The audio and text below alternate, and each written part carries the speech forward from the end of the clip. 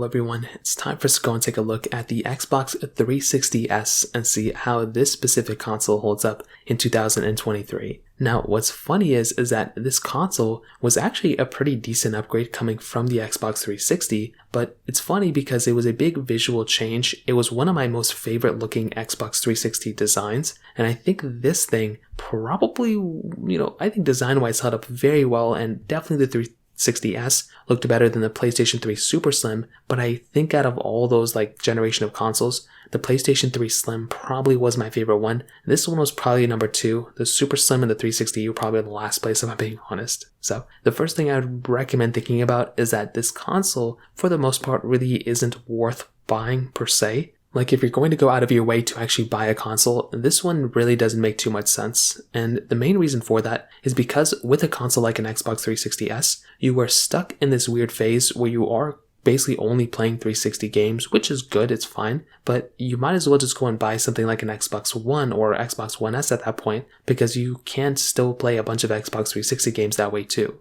So you don't just have to get stuck with this type of console. I think you could get yourself one of the newer ones like an Xbox One S or One X, even like an Xbox Series X if you can go into the used market, and you should be able to play a bunch of Xbox 360 games from that type of console. So keep that in mind as well, just one of those things to keep in the back of your head. Now the Xbox 360S was pretty much a minor upgrade. It was like a big upgrade, but not really. It was like a side grade coming from the Xbox 360. So this is one of its mainline, upgrades, and I think it was pretty cool. Now, one of the biggest selling points I'm assuming for this thing was basically Xbox Kinect. So Kinect was this motion sensing accessory that they used, and you didn't need a controller for it, which was awesome. And I think they basically just kind of threw this out there because of the success of the Nintendo Wii. A lot of people were falling into that craze of motion detected accessories and motion detected, kind of games. And I can't really blame them. I think that was a really cool thing they did here. And it's kind of funny because that fad completely died down. That whole entire, people trying to go through and play,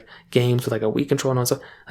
Nobody really does that much anymore. There are still some motion detected type of games, but for the most part, people try to, make games that are they're strictly, have the least amount of resistance. And especially with things where you have to connect an accessory like Xbox Kinect, I think people kind of went away from that. Not too many people have used it since then. And when you even look at the Xbox One S and One X, I don't even think they had Kinect ports anymore. So funny, it's kind of cool that this thing had it, but really not the biggest thing to, it wasn't the reason why I would recommend buying this console by any means necessary. Now, when you visually do look at an Xbox 360S coming from the 360, I do think there were some big changes from the design. For one, you still had that Xbox 360 logo on the front. You still had, the power button and everything there. But on the sides, you kind of had this kind of V, it was kind of like a V type of, architecture to it. And it looked cool. It was like an X they were trying to give its design. And it looked really nice. I'm a big fan of the way this console looks. And I think that in and of itself made this console, I think, a better upgrade than a better console than the original 360.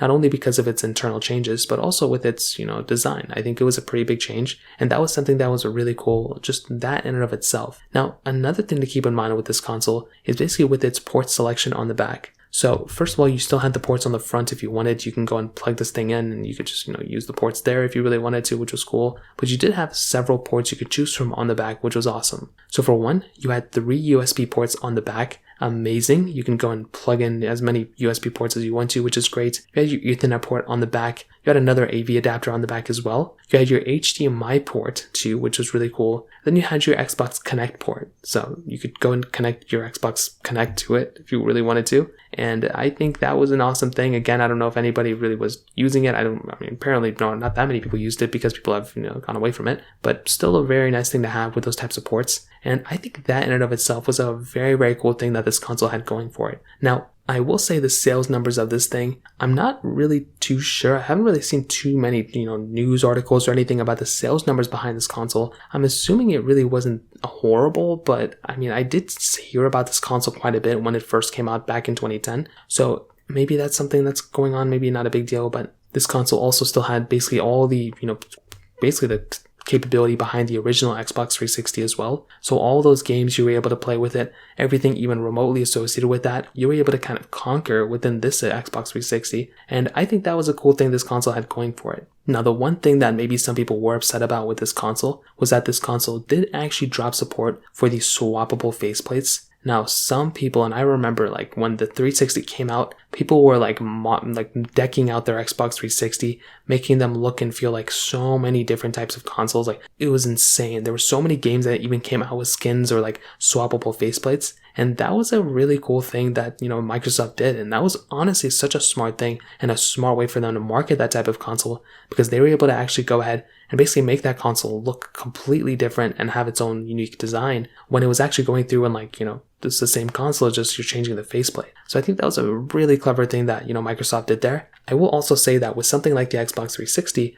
whether it's the 360S, 360E, or original 360, you have so many games you can play for this console. I think all those consoles were backwards compatible with the original Xbox. And with the, 360, I mean, 360S, so many games available for this thing, it's not even funny. And I think this thing also had Xbox Live, so you can go ahead and just play online for a bunch of different games as well. So there was almost like unlimited amount of things you could do with this console at that time. And to be fair and to be completely honest, what's really funny is there are some games that came out for the Xbox 360 that are actually still haven't even seen direct successors yet. You look at GTA 5, Grand Theft Auto 5 came out for the 360 and the 360S. That is insane. You would never think a game that old is, still relevant for this type of console. You would never think a console this old could have a game that's still so current. And that's 1000% exactly what happened. So when you have a console like the Xbox 360S, although it's not getting any more games, there are still lots of games that people play today that were available for this console. There's so many ones available, and with its backwards compatibility to basically the Xbox, the original Xbox, you have all those Xbox games,